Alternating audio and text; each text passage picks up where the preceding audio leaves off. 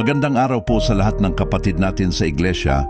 Malugod ko pong pinapaalam sa inyo ang worship lesson po natin sa araw na ito ay pinamagatang Karapat-dapat ang Kordero.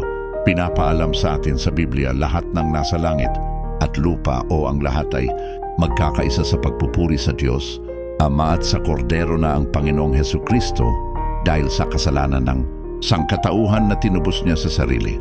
Niyang dugo kung magkagayon, karapat-dapat na tumanggap ang Panginoong Hesukristo ng 7 bagay na kapangyarihan, kayamanan, karunungan, kalakasan, kapurihan, kaluwalhatian at pagpapala.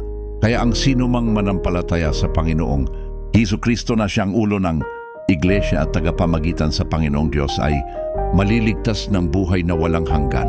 Sabi nga po sa Hebrews 7:25, kaya naman siya ay nakapagliligtas ng lubos sa mga nagsisilapit sa Diyos sa pamamagitan niya, palibhas ay laging nabubuhay siya upang mamagitan para sa kanila. Si Jesus ay ganap na tagapagligtas. Laging buhay siya ngayon sa langit para mamagitan at manalangin para sa atin sa Diyos. Kaya sinumang lumalapit sa Diyos sa pamamagitan niya ay tiyak na maliligtas at hindi pababayaan. Maraming salamat po sa lahat ng kapatid natin sa Iglesia ang nakinig sa worship lesson po natin sa araw na ito. Naway sumainyo ang Panginoong Diyos.